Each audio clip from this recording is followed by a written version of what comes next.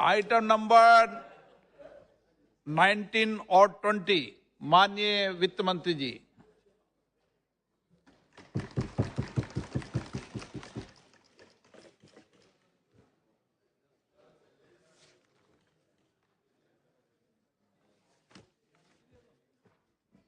Thank you, Speaker, sir.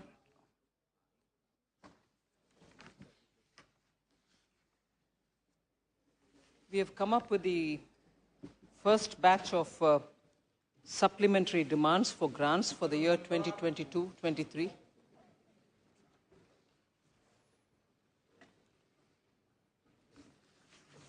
And I'm grateful to all the 60 members, honorable members, who participated in this debate and have actually raised very substantial issues of the supplementary demand for grants. So with your permission, I certainly will address and try to answer questions which have been raised and certainly address the issues which have been concerning the members. So this first set of supplementary demand for grants is coming at a time when the entire world and economies of both the developed and emerging markets are facing severe headwinds. But about how India is positioned in this, I would like to just draw the attention of the House and also quote from the World Bank's report, which covers all the areas of challenges which economies are facing, and therefore it gives a snapshot, a good snapshot of what India is positioned like.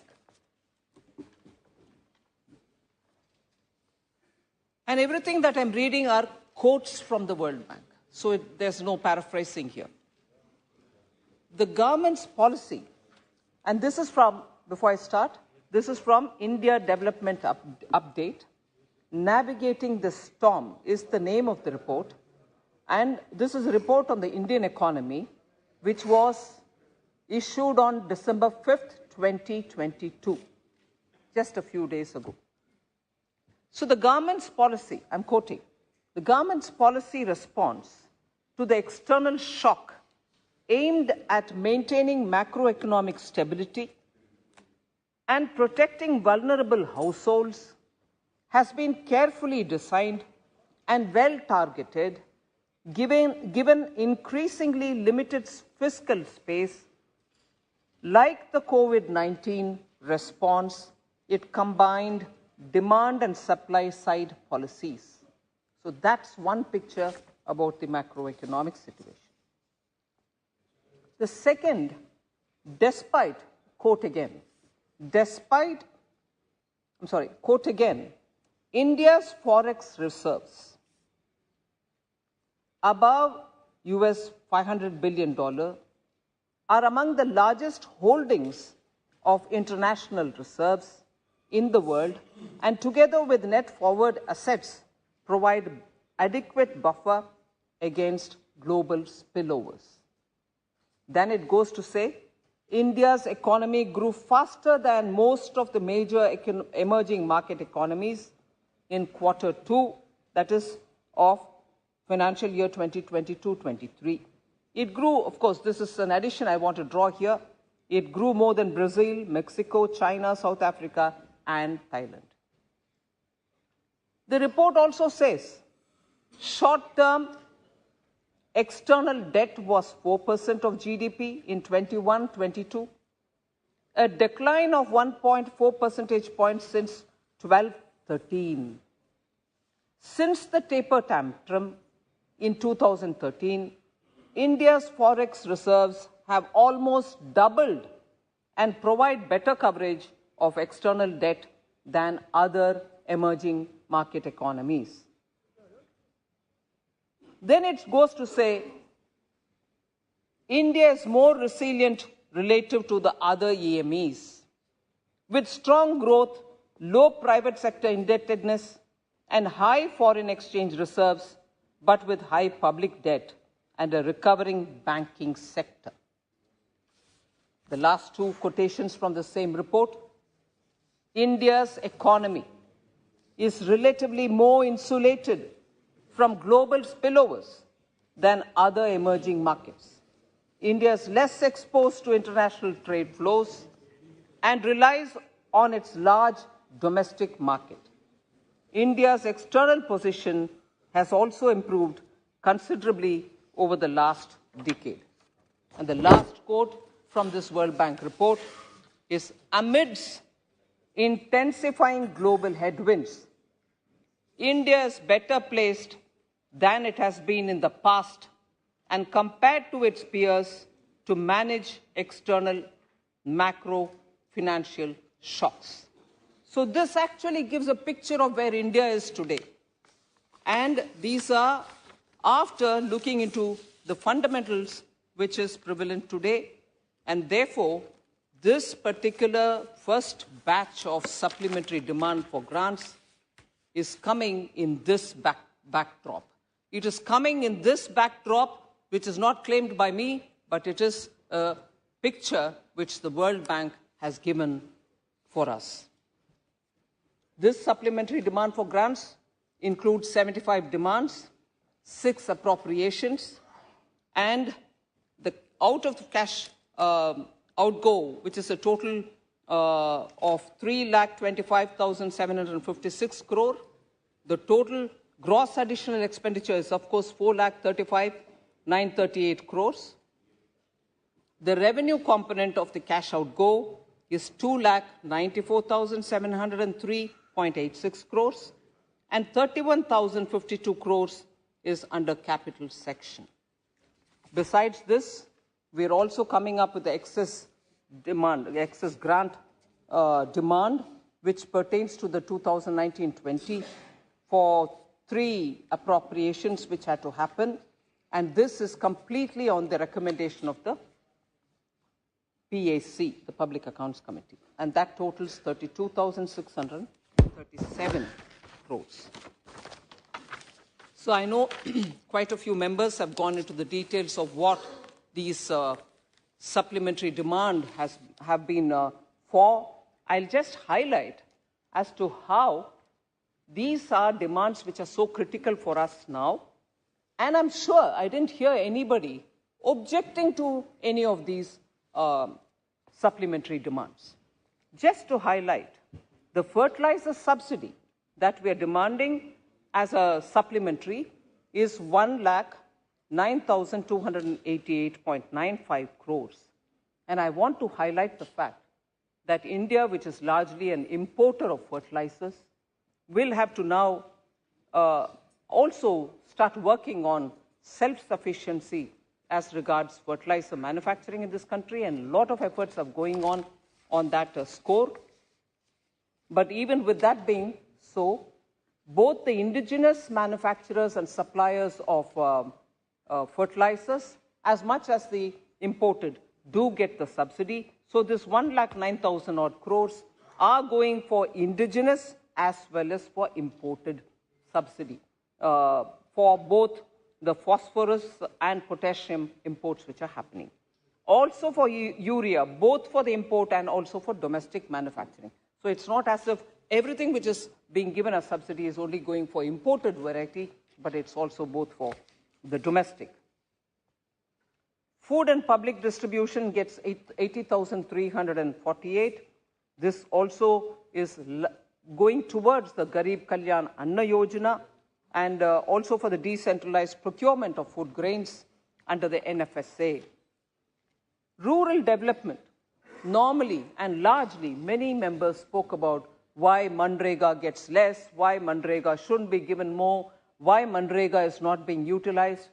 I would just want to highlight the fact, sir, that while we'll talk about the Manrega in specific, the Manrega component of the supplementary demand for grants is for 16,400, which is the National Employment Guarantee Fund, and grants for creation of capital assets, which is 16,400 under Mahatma Gandhi. So both the wage component and the material component are being given through this 45,177, which we ask from you. So on the petroleum natural gas component of the supplementary demand, which is 24,943, I will spend a few minutes on that because I want to put forth to many members who have been talking about this as to where this money is actually going. It is certainly going to the oil marketing companies to an extent because domestic LPG operations and also for compensating for several of the losses which the OMCs have made. So this money goes to them.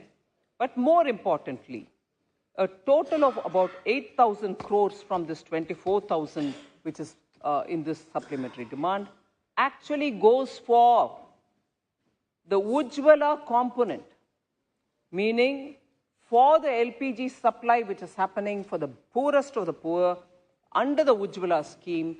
Remember, I said it in the budget that for every cylinder, there shall be 200 rupees given for the Ujjwala scheme beneficiaries, because that is the way in which we want to cushion at least somewhat for the price increases.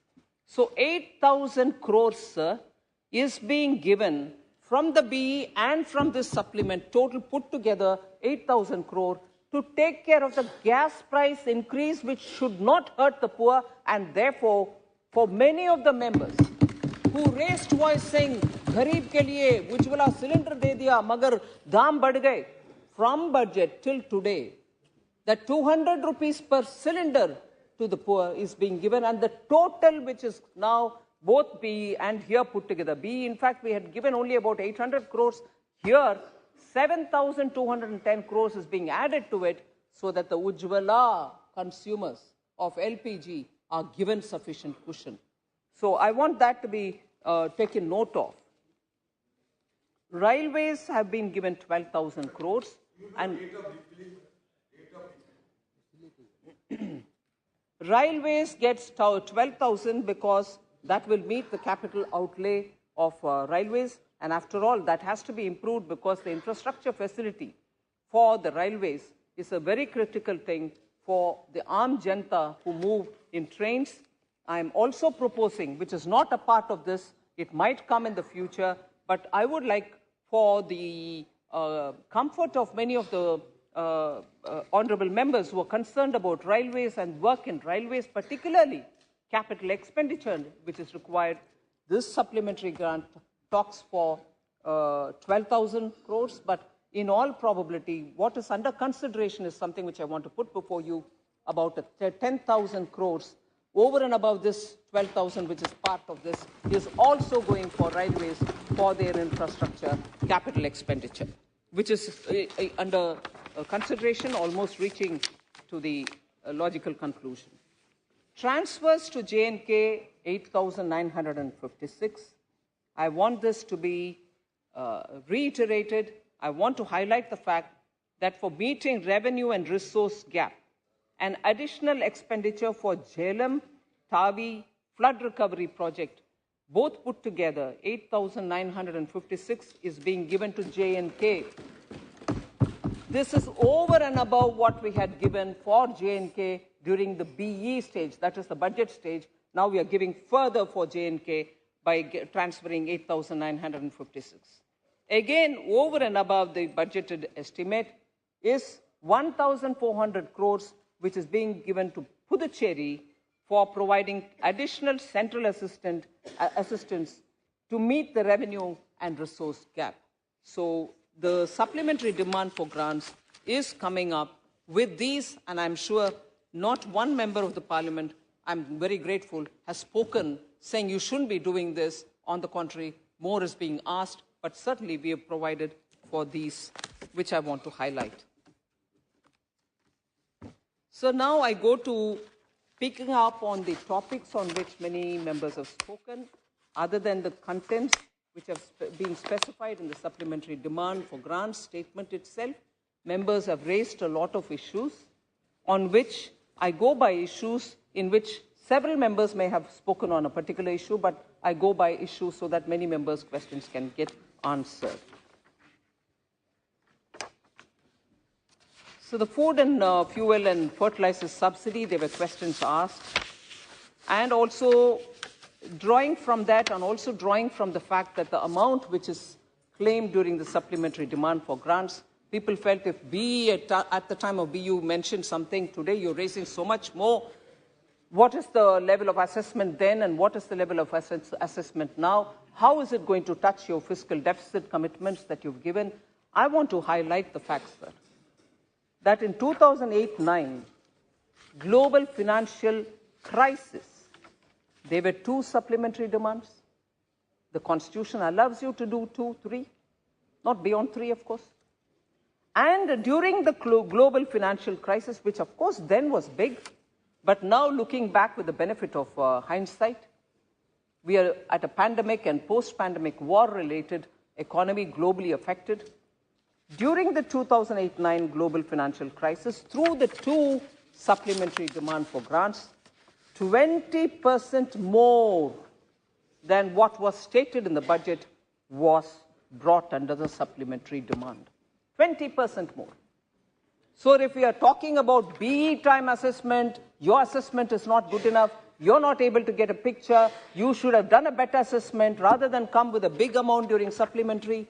No, budget makers then, now, all look at the avenues of revenue and also the ways in which allocations can be made. And as you go through the year, you are in a position to raise more, bring in more demands, and this is absolutely acceptable in the process of budget making. So there's nothing unusual this year that we've come with a huge demand. 20% of what was, of the original budget was brought in even after 2008-9 crisis. Sorry?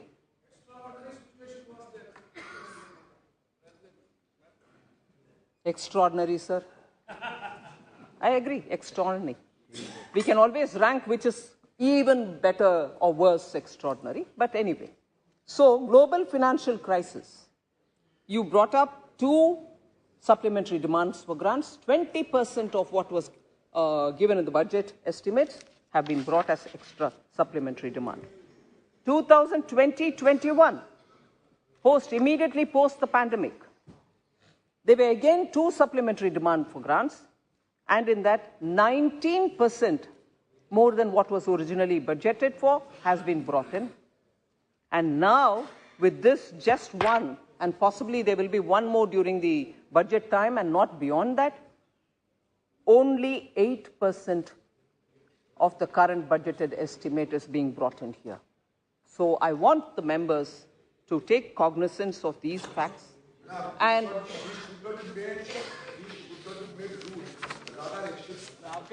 so,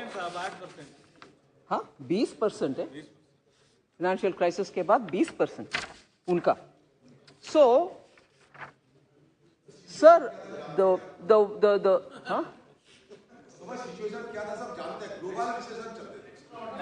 Oh, extraordinary. अभी pandemic के बाद extraordinary इतना नहीं है. So, sir, revenue position, fiscal room that is available, and also responding to the need are all characters of, or characters which, or features which infuse the confidence with which you come with a supplementary demand. And that is what I am also now hoping, that because of the buoyancy of revenue, the room to operate that I have, and also because I need to respond to situations which are developing in the ground, we are doing this.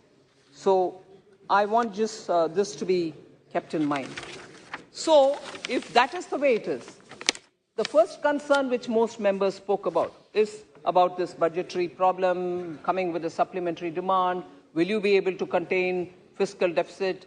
So that is the first issue, which beyond that, sir, the issues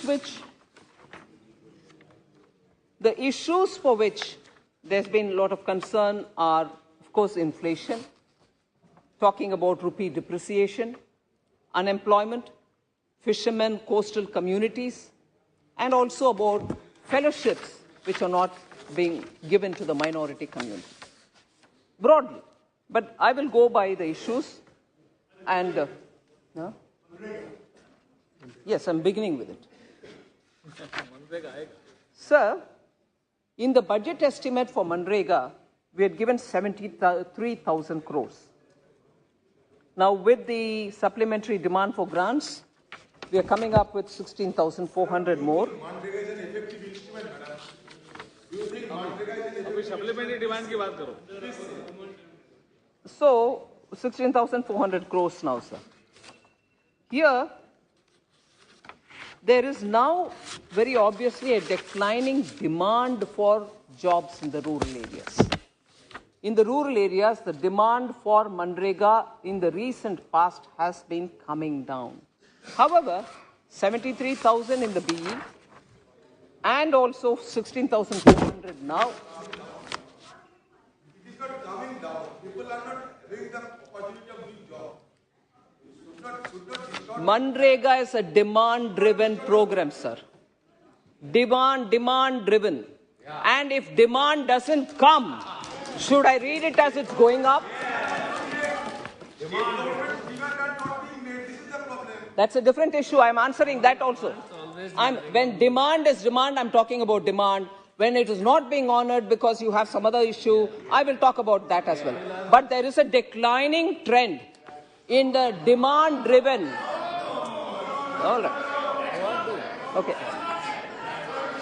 Sir, I will have to listen to everything that they say, but when I say something, if they have an objection, they can always ask me later. But they can't go on continuously disrupting my answers, sir.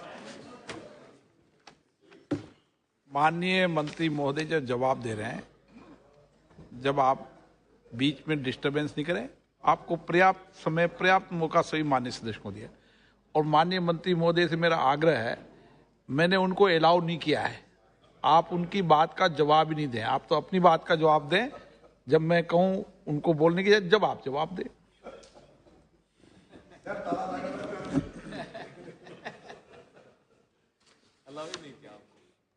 Sir, other than the fact that Manrega, we provide this much, we provide that much, concerns have been raised by particularly members coming from West Bengal about how we have not honored their bills. Sir, and Manrega funds to West Bengal has been put on the hold since March 2022 because of complaints which were received from various people.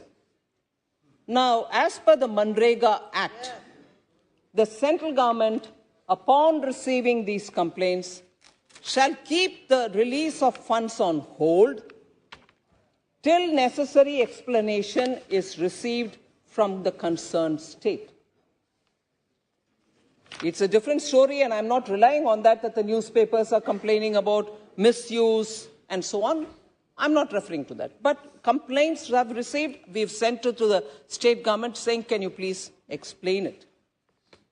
The amounts I can read by the states, list of states who have to get their Manrega funds. I'm coming. I was physically present when Mr. Sudipto Bandyopadhyaya spoke. I've heard every bit of what you've said. Let me answer, sir. Like, I go by your guidance that you have not asked him to speak. So as per Manrega Act, the central government, upon receiving complaints, shall hold the funds from getting released. All issues have been cleared. I've not even answered, sir. Have been cleared already. Now money should go back to the state for. This is what you said, Honorable Member, when you spoke. I heard you also. Please listen to my reply. Kindly please listen to my reply. I've not completed it. I am a very good listener of the house. You, I want to listen to your speech. but you interrupted me already. I am telling you the fact. Minister of the department has given me a West Bengal missing and we are Manrega. telling the other thing. That is the Sir, my replies are normally prepared with the concerned department inputs. So if honorable members would kindly wait till I finish, it'll be okay. Drop of a hat? You get up at the drop of a hat, sir.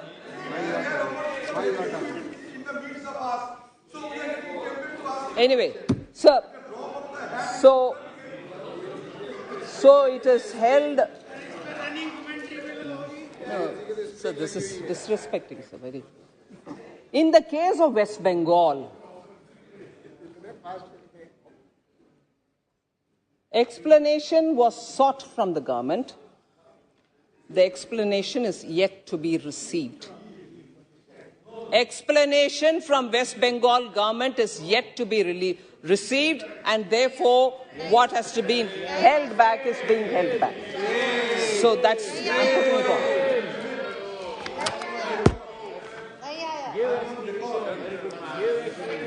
Sir, Manrega, there are other concerns also. Concerns about no, enough is not being done, enough is not being. I just want to give a comparison between the number of man days which have been created between 2006-7 to 13-14 and between 14-15 to today. Man days created in crores then was 1,660. Now, for the comparable period, it's 2,341. Funds released, therefore, is 2,13,220 crores then. It's 5,76,303 crores now. For the comparable periods, number of completed works, sir, in lakhs. 153 lakhs was completed then, and a comparable period now, it's 602 lakh of works have been completed. Sir? So that's for the Manrega. The lists of how much is pending due to lack of utilization certificate not coming here, I can always provide for whoever member who wishes to have a copy of it. Sir, I would then go to addressing one small issue. There's not much, but it was more for one particular state, but I will nevertheless say it. It is on the GST compensation cess. Particularly, Tamil Nadu raised the issue that 10,000 crores is pending for us. I would like to highlight that the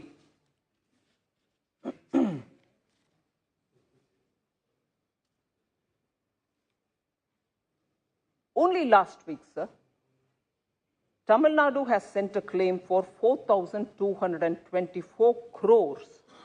And this is for the year 2020-2021.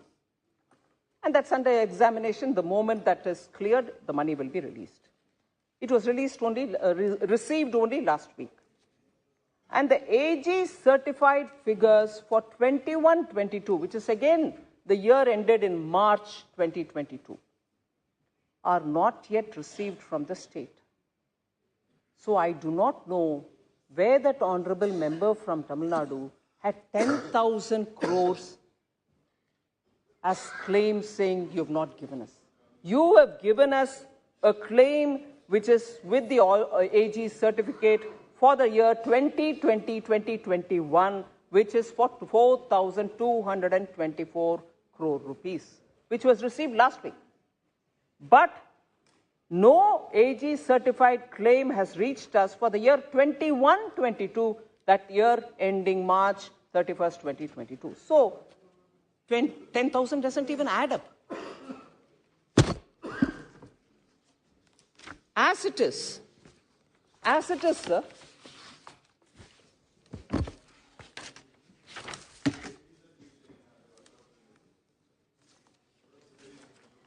as it is, state-wise, I just would like to highlight compensation cess.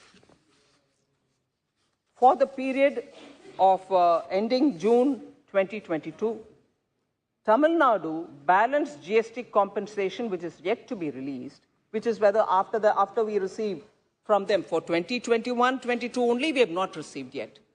For 22, in up to June, where every state would have to get their due, for Tamil Nadu, pending is only 1,200.6148 crore rupees. So first we need AG certificate for the year 21-22. AG certificate के साथ 2021 has been received only last week. And for the month ending June, when the compensation recess comes to an end for all states, Tamil Nadu's due is only 1,200. All put together, it's still not 10,000 crores, sir. I thought I should make that clear. Then there was a lot of concern about fiscal deficit. I certainly want to explain that a bit, sir, because that is a very important issue on which members of parliament will have to be informed. Fiscal deficit was estimated to reduce from 6.9% of GDP in the last year's RE to 6.4% of GDP in the current year's BE. This is very much in line with the government's commitment to achieve fiscal consolidation announced in the budget of 21-22. That is to reduce the fiscal deficit to a reasonable level till 25-26.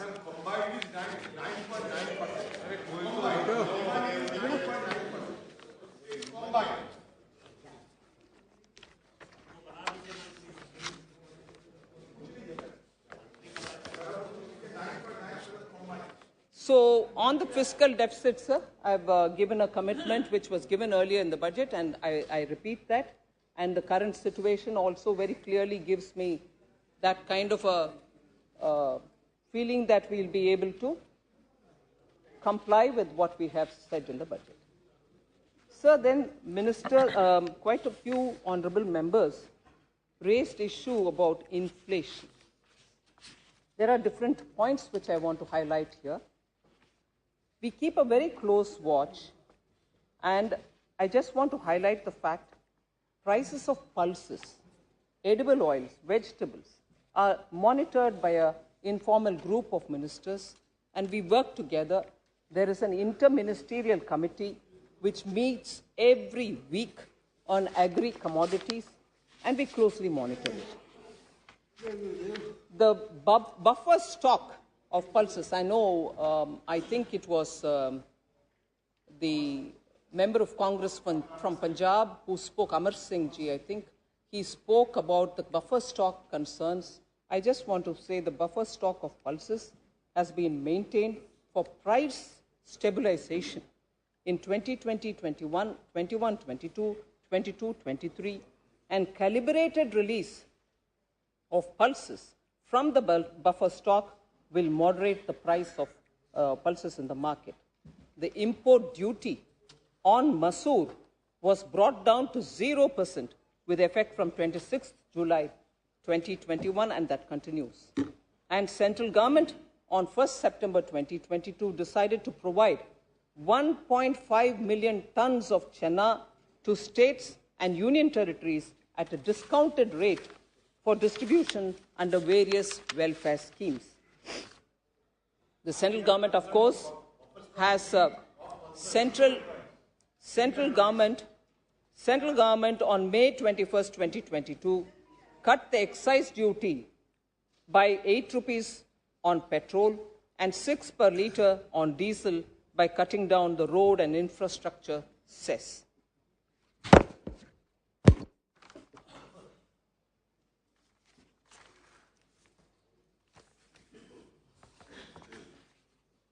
And due to all these policies, sir, and the steps taken, I'm glad to say we've just not been talking, we are acting. The latest data on CPI proves it. Inflation has come, and it is now come down, and it is now in the tolerable band of the RBI. Inflation has been declining since April 2022, and it is declining further. CPI for November 2022 came down to 5.88% year on year, down from 6.77 in October. So I want that taken cognizance of. It's a bit difficult when parties raise question on inflation who saw double-digit inflation during the period. And that's not something which I'm imagining, sir. I'd just like to say the inflation data in November of 2013 was at 19.93%. And the earlier month in October, it was 18.19%. And when record was like this, to ask us who have worked to bring the inflation down from 6.77 in October to 5.88 in November, here the same time, 19.93 in November, October 18.19 in 2013. Now, if they are asking us to bring it down further, we'll bring it down further for common people's sake. But can they ask us? 18 and 19% inflation? Double digit रहा आपका Don't go for peak and it is selective. अरे 2-3 साल तक रहा double digit 8.94 sir आज दोपहर 12 बजे के करीब WPI नंबर्स आया है, वो भी देखने लायक है sir. WPI inflation comes to 21 months में सबसे लोएस्ट में आया है. 5.85% year on year, November 22. WPI inflation was 8.39% in October, whereas in November it's 5.85%. Food inflation, sir. Food inflation is at 2.17% versus 6.48 month on month. So, inflation management or inflation control, Prime Minister Modi and his group of ministers and officers are constantly watching and taking periodic intervention measures. As a result, you find the results coming here.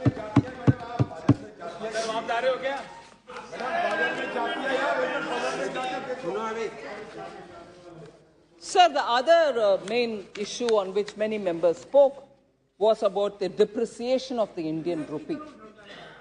Depreciation of Indian rupee, and they kept mocking at me, saying, oh, no, you don't understand, rupee is not weakening.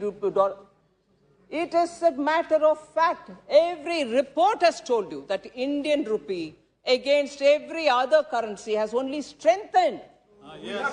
And against the dollar,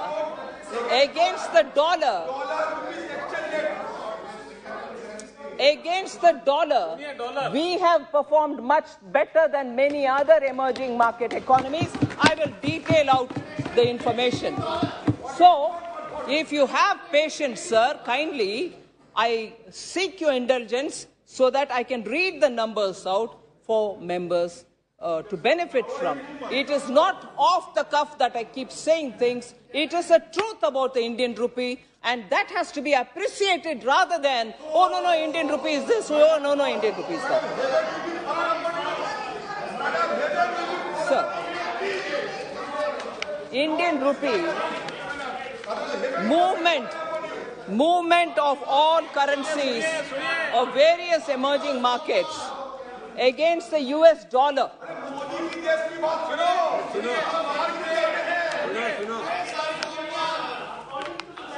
Sir,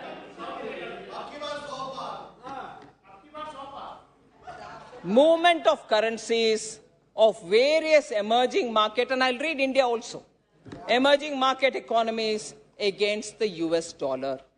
And this is over a period April 1st to 30th November 2022, this year, this financial year.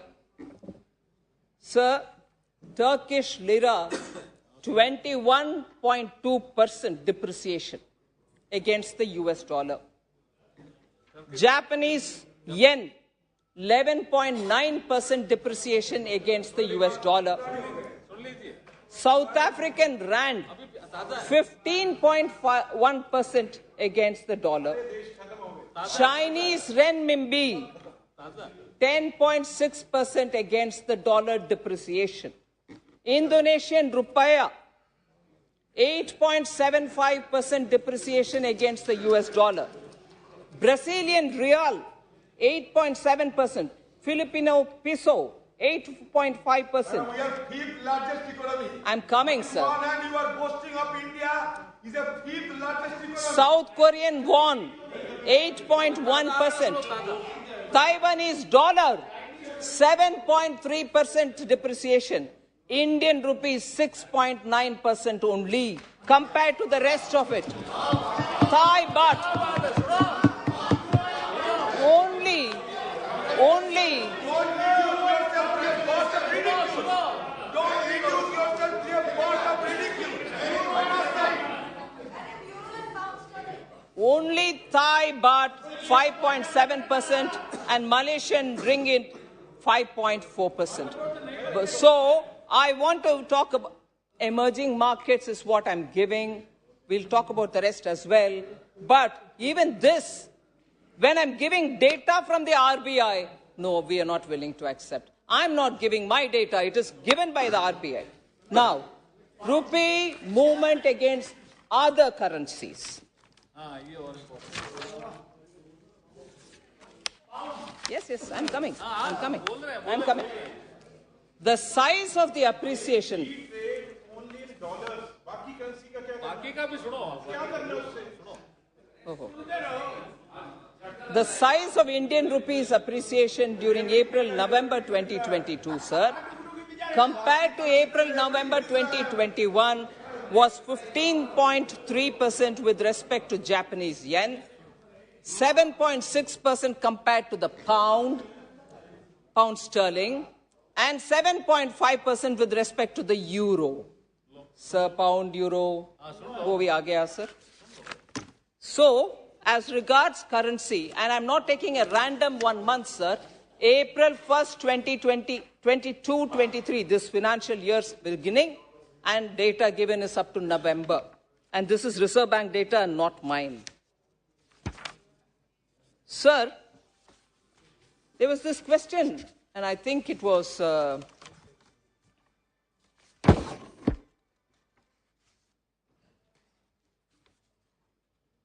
It's about the asset quality review, NPAs. Quite a few members did speak about it. I just want to show that after undertaking the asset quality review in 2015, of course, we followed the 4R principle of getting the banks back to order and restoring the health. The 4Rs were to recognize that there is a problem with an account, and recognize there's a problem totally put together for the bank for the number of NPAs that is there in their balance sheet, and therefore then to recapitalize them and help the recovery process, and then reform the bank itself so that it doesn't function on phone banking. You know, kahin se phone aa gaya, mera damad ko do, mera bhatija ko do, wo sab nahi hone dena. Wo reform we have undertaken after 2015. As a result, immediately after undertaking the asset quality review in 2015,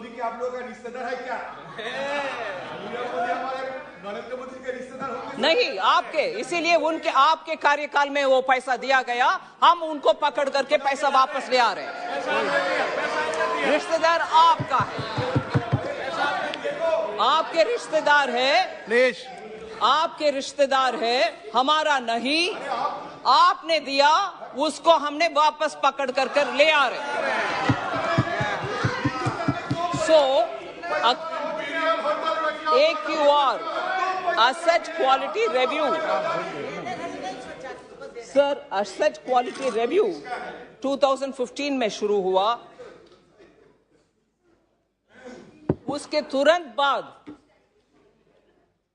लगातार NPA का recognition होते रहा, and as a result, between 15, 16 and 17, numbers of NPAs were increasing. This became an NPA, that became an NPA. Recognition of accounts which were becoming NPA were all under the asset quality review happening. As a result, in 2015, the gross NPA ratio was at 4.97%, which became 9.27%. It even went up to 11.66% in 2017. But after that, because of the action taken by Prime Minister Modi's government, the number started coming down. It became In 2018, it reached a peak of 14.58%, sir. But after that, 11.59. क्या problem है आपके यहाँ? जैसे आप right of करते ही नहीं, जैसे आप करते ही नहीं, समझाओ आप करते ही नहीं, आप करते ही नहीं, आपने करा ही नहीं क्या? आपने आप कोई जवाब मत दो, माननीय मंत्री जी जवाब दे रहे हैं. 2019, sir.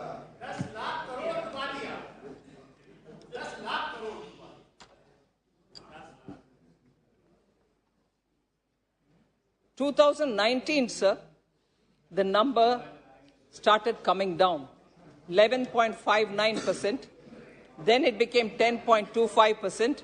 Then it became 9.11% in 21.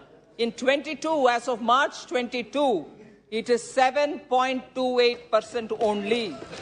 So the gross NPA numbers are coming down drastically. Not only that, we are pursuing every NPA account, which even if they are there in this country or anywhere else, and making sure that their assets are auctioned through the court process and banks are getting the money back. So NPA handling, we have handled much better, is what I want to tell you. So then capital expenditure was a concern. I want to state the facts. We, in both the budgets in 21-22 and 22-23 budget, we have 21-22 budget, we have given a capital outlay which was improved in the 22-23 budget to 7.5 lakh crores. Now we have achieved at least nearly 45% of it. On the BE, 54.5% has been touched in the first half year. There were also a provision given for state assistance, special assistance to the state for capital expenditure, which was a 50-year kind of a loan without interest for states so that they can spend on capital assets. I'm glad to say that even there, nearly 74% has been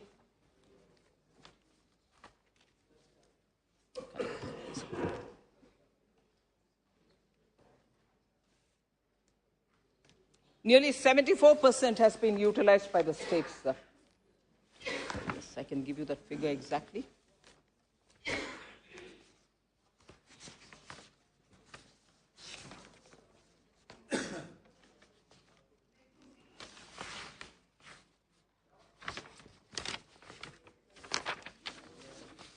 So 76,268.31 crores have received approval.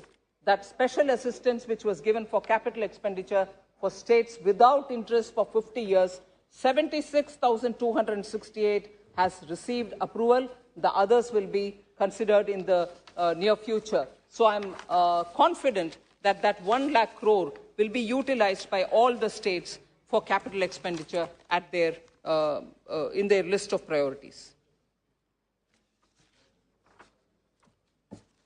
So I remember Member Shashi Tharoor speaking about this country, particularly Kerala, has a lot of fishermen. Nothing is happening about them. So I would like to differ. Pradhan Mantri Matsya Sampada Yojana is a scheme through which 20,000 crores for 5-year period has been given. And this is already on course. States have started giving proposals. And in this, how traditional fishermen, small fishermen, and their concerns are being taken care of by this government is better, very well explained by two things. One, I will quote Minister Rupala's tweets. I don't know if he's here. He came up with complete details of how small fishermen and fishermen are benefiting from the government schemes. Those tweets are there for me. I will re-quote them. Other than that, the extent to which in the World Trade Organization, our Commerce Minister has been literally fighting for the rights of traditional small fishermen against this unlicensed, unreported, illegal fishing with deep trawlers coming to our sea coast. So in both international forums and in the domestic, the way in which we are taking the fishermen's cause to give them KCC card, to give them greater bank assistance and so on, I just would come up with what Minister Rupala has said.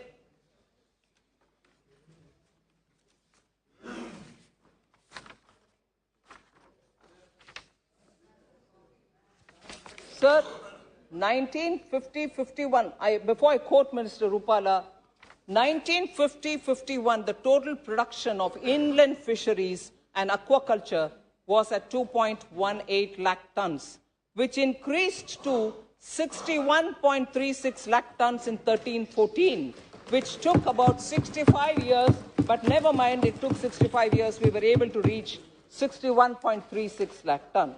But I'm happy to say that India has achieved 121.21 lakh tons of total production in 21-22, double than what it was in 2014. Data speaks for itself, sir. So without government intervention, this kind of support and production wouldn't happen. But however, now I say, this is a tweet from Purushottam Rupala, the minister. He said this, that I'm happy to state that India achieved 121.21 lakh tons of total production in 21-22, double than in 2014. That was one quote. He also said, we have extended the benefit of Kisan credit card to fishermen and workforce involved in animal husbandry and in dairying, which was earlier available only to farmers. So 25.81 lakh Kisan credit cards have been sanctioned to animal husbandry. This data is as of December 2022. Yes. Animal husbandry, dairy, fishery farmers, and a credit limit of 21,322 crores has been given for fishermen, animal husbandry, and for farmers. Sir, Matsya Sampada Yojana, under the PMMSY, over a span of 5 years, sir, 2020 to 2025, investment worth 20,050 crore have been envisaged for the fisheries, which sector happens to be the highest ever investment. Fisheries sector happens to get the highest ever investment till date in this sector. Then, sir, projects to the tune of 11,029.36 crores has been achieved and has been sanctioned, with a few which will generate lakhs of employment in opportunity. So that is about fisheries, what we are doing.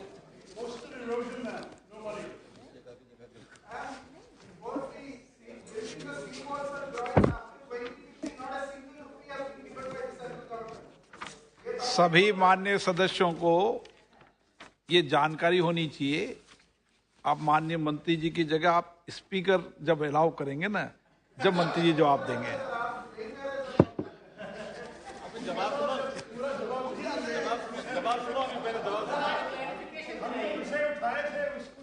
ये मत्स्यकारों को कुछ नहीं मिला, बोले जवाब नहीं मिला। पुरुषोत्तम रूपाला जी के द्वारा ही मिल गया, फिर भी पूछे प्रश्न। 20,000 करोड़ दिया। हाँ, sir, there was this question that I'm not sure if the honorable member Hanuman Beniwal ji is here, but he raised this issue, saying बहुत सारे central government का schemes को आपने खत्म कर दिया rural में वगैरह।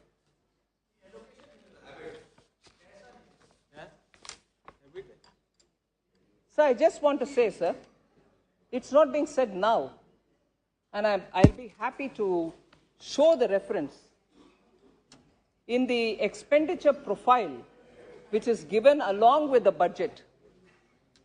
Expenditure profile document, which is always given along with the budget statement. On 1st February 2022, a statement 4AA was given, which very clearly shows that the schemes have not been closed down, as stated by the honorable member. Instead, they have been rationalized in order to make them more focused and to bring administrative efficiency.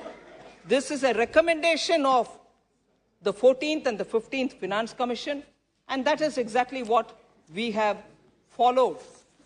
So, I'm just showing what was given during the budget statement, sir, expenditure profile. Just to explain my point, I want to say, take for example, Department of Agriculture, Information Technology related, Integrated Scheme for Agriculture Census and Statistics, Integrated Scheme for Agriculture Marketing. Like that, there are 10 schemes. They've all been rationalized to come under Krishi Unnati Yojana. They've not been closed down. They've all just been made into sharp focus under one. Similarly, Pradhan Mantri Krishi Sinchai Yojana, Soil Health and Fertility National Project, Krishi Vikas Yojana, Rashtriya Krishi Vikas Yojana, Rain-Fed Area Development and Climate Change. Again, a series of 10 of these programs have come under Rashtriya Krishi Vikas Yojana. Like that, 130 schemes, all of which are here, they've all been listed out in the expenditure profile. 130 schemes are now clubbed together into 65 schemes and none of them have been shut. Koi band nahi hua. 103 schemes abhi 65 schemes mein hi condensed kiya gaya hai. Uska list मैं अब नहीं दे रही हूं, budget के समय ही दे चुकी हूं, 1 फरवरी 2022 का बजट में. सो हनुमान बेनीवाल जी को प्लीज इस इंफॉर्मेशन पहुंचाइए. हमने किसी स्कीम को बंद नहीं किया, ऊपर से उनका ज्यादा फोकस के लिए सो नाम भी नहीं ना बदला sir.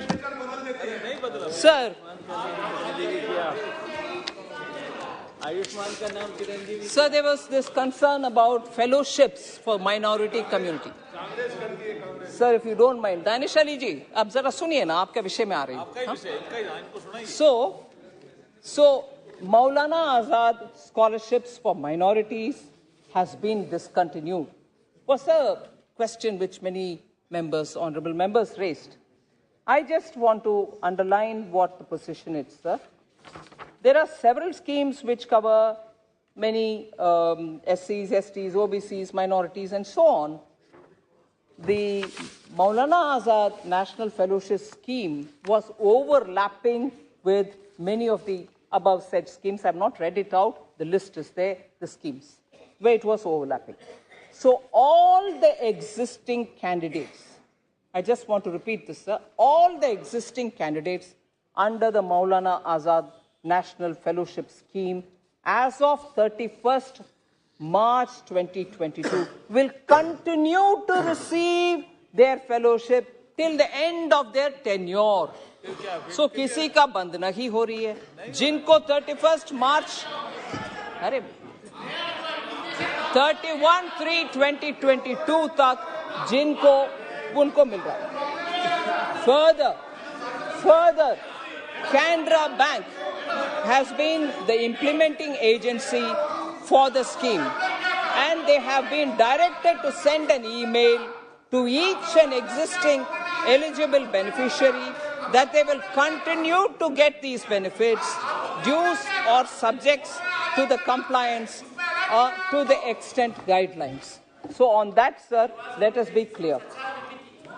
Sir, there's also this issue which has been raised on the PM Kisan and doubling of farmers' income. Yes. Questions have been raised, sir, on that. I just want to underline that unprecedented enhancement in budget allocation has happened. Agriculture Minister is sitting next to me. I will certainly get corrected if I'm wrong. In the year 2015-16, the budget allocation for Ministry of Agriculture and Farmer Welfare was only 25,460 crores. Whereas this year, it has increased. This time, it has increased by more than 5.44%. And the total amount which in 2015 was only 25,000 crores. Now it is 1,38,550.93 crores. That is the budget estimate.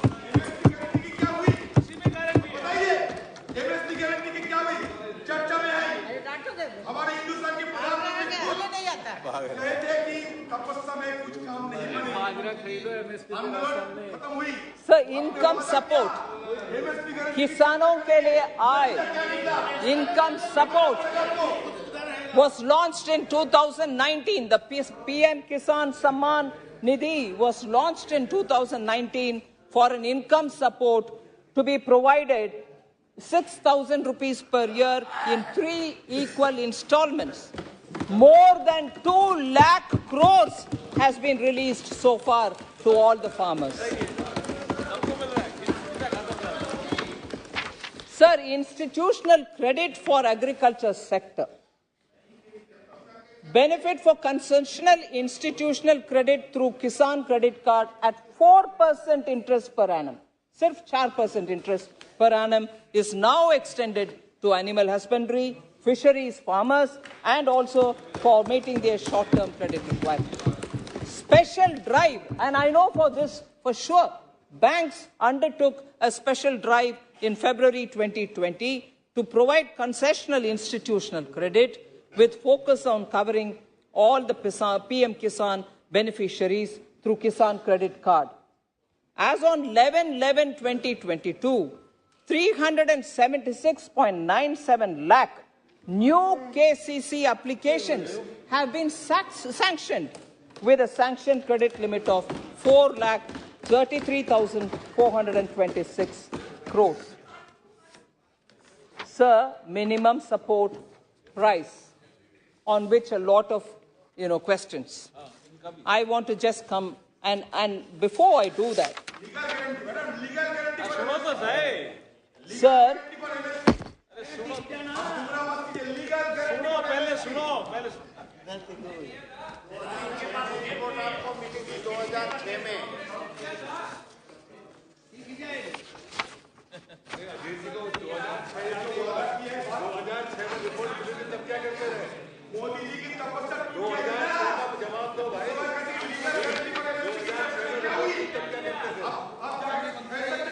Sir, I'm just taking my data out, sir.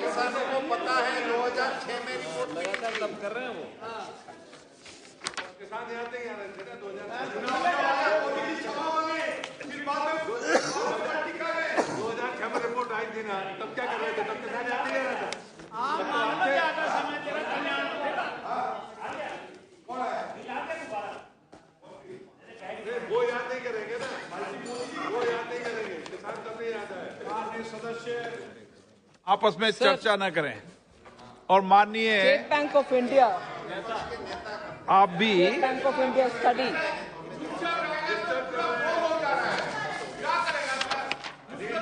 has very clearly said that farmers' income is doubling on very many scores, such as soya farmers and others. Their income is doubling, and when plantation crops are being sowed, farmers benefit. Also, on the minimum support price, government has increased the MSP for all mandated Kharif and Rabi crops and other commercial crops as well, with a return of at least 50% over all India weighted average cost of production from 2018-19, sir. So on MSP, I know the minister next to me has been working a lot, and we are now giving 50% over the weighted average cost of production since 2018-19. Paddy MSP for common paddy, sir, it has increased to 2040 per quintal in 2022-23, and it has risen from, it has increased from 1,310, which was the amount in 2013-14. Again, 2014, input cost. Sir, When inflation was double digit in 2013-14, you can imagine what was the input cost. Even then they gave only this much. MSP for wheat was 1,400 per quintal in 13-14. It went to 2,125 per quintal in 2022-23, sir. So I'm almost coming to the end of the responses. There are one or two points which are very, very important, which I want to highlight.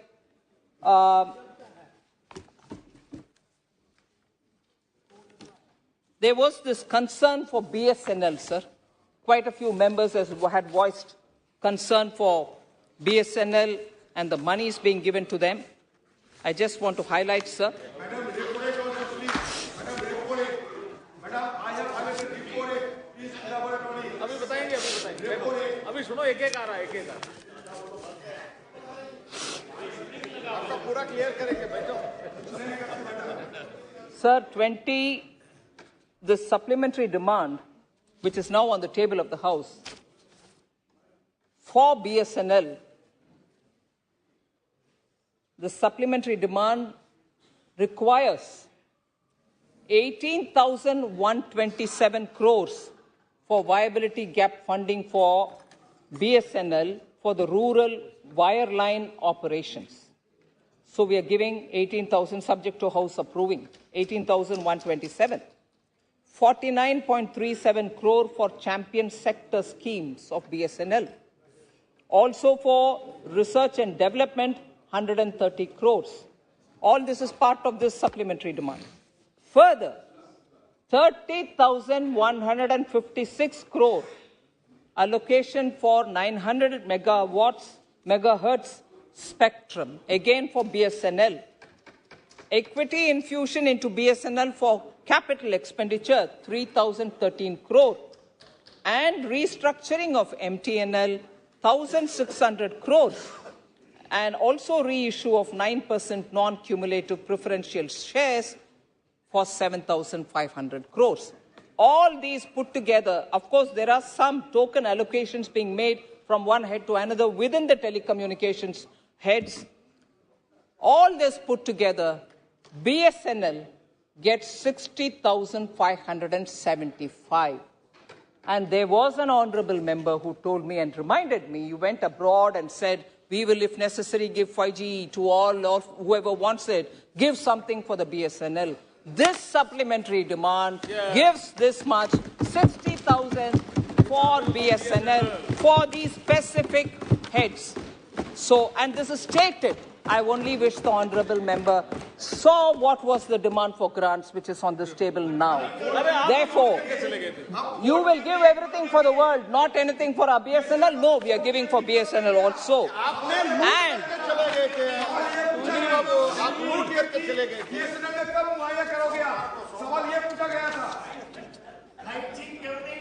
sir, therefore, आप अधीर रंजन जी की टक्कर में मत आओ, बैठ जाओ. Sir, because, Manya Speaker, sir, now because people will want to get into details of, we are letting down BSNL, you have not done this for BSNL. These are people who are asking us questions who did not even give money for BSNL 4G. Professor is asking me today, BSNL ko, sir, capital approval in 2019-20 budget, Prime Minister Modi coming back to power, first thing he did was to bring in 54,021 crore. And for what? For BSNL. And for what? Because in 2019-20, sir, pensionary benefits wanted 12,768 crore. Ex gratia given 17,169 crore. Capital infusion for 4G spectrum, which did not happen during UPA time. They denied it. BSNL was on the verge of death. Prime Minister Modi revived it by giving capital infusion for 4G spectrum for BSNL, 20,410 crores. Grant for GST related matters, 3,674. So in 2019-20, 54,000 crores was given for BSNL. Now through this supplementary demand for grants, I am giving 60,575 for BSNL. BSNL gets its due recognition and infusion of monies, which was denied over a period. In fact, at one night, overnight, MTNL was asked to pay for something, after which a cash-rich company became cash negative. And that was UPA government's attention for both BSNL and MTNL. So, Adhir Ranjan ji should be informed about it, sir. I am well informed. So, You should learn from the past experiences. yes, from your mistakes. We should learn from your mistakes. Sir, BSNL आप इस्तेमाल करते हो क्या? नहीं करते क्योंकि signal नहीं आते। ये हालत हो गए यार। BSNL गरीब लोगों के लिए और बाकी सारे एलिट लोगों के लिए। लूटने वाले काम को छोड़ करके माननीय मंत्री कर रहे हैं। BSNL ने कितने लोगों को नौकरी किया?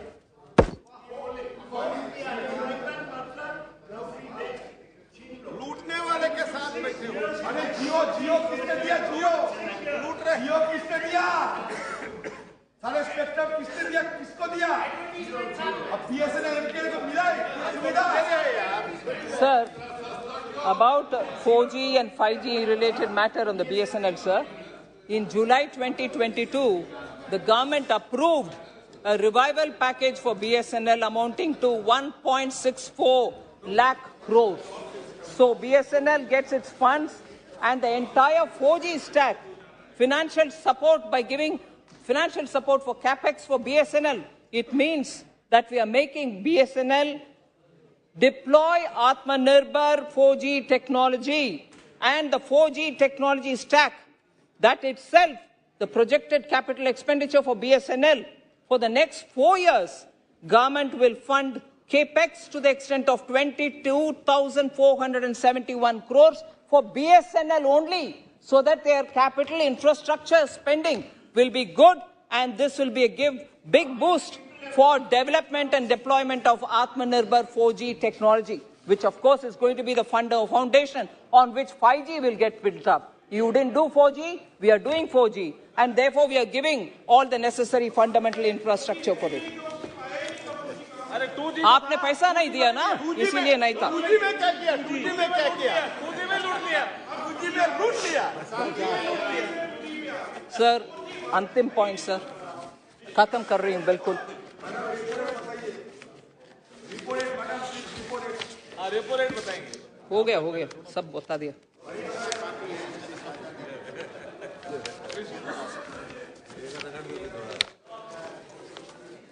Sir, talking about macroeconomy, economic fundamentals and so on, Honorable Member Mahua Moitra said about where one should find Pappu, who's the Pappu, where's the Pappu and so on. Actually, either West Bengal in the... Sorry? So, all the fundamental macroeconomic fundamentals being questioned. There was this question of where is the Pappu, who's the Pappu, who's the Pappu. Actually, if only Honorable Member looks back into her own backyard, she'll find Pappu in West Bengal. So there's no doubt, where there are wonderful schemes which can benefit common people, West Bengal sits over it, doesn't distribute it. You don't need to search anywhere else for Pappu. But even worse, sir, even worse is this point. Matches किसके हाथ में है? This is really, I don't want to elaborate too much on it because it probably just wanted to spice the questions and the issues she raised, about which I think in different ways I've tried answering. But it's a matter of concern, sir, because kisne diya matches is not the issue, because democracy, people elect the leader and give it to the conservative. We don't need to undermine the people by saying, kisne diya inke haath mein? Janta ne diya matches. But, किसके हाथ में matches कैसे उपयोग में आता है, वही है इंपॉर्टेंट. मैचेस किसके हाथ में कैसे उपयोग में आया? Recently, you had, at least BJP, had a fantastic victory in Gujarat. Post-election, sir, what was the environment there? Peacefully, the new government came to power, was sworn in. Whereas compare it with what happened in West Bengal post the state government election, marches किसके हाथ में कैसे उपयोग में आया? कैसे उपयोग में आया?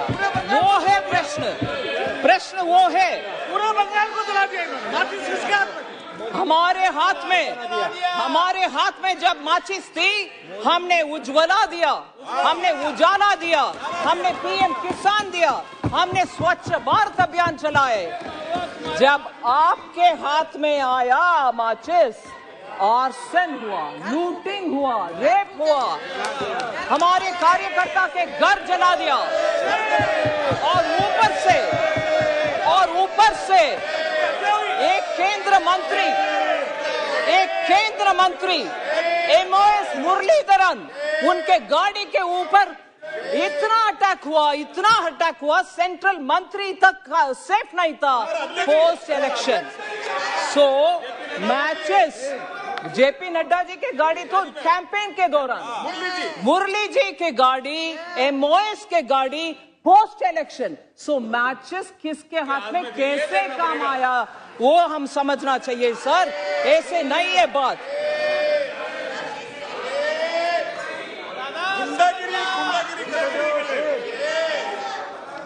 सर